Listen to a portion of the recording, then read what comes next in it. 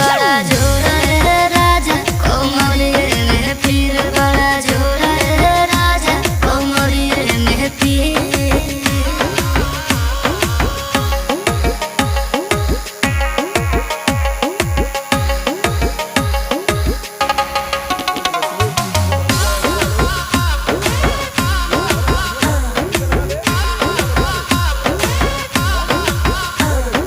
बोला धनी डॉक्टरिया बहता बोलाई खैबू दवाई कि सुई लगवाई।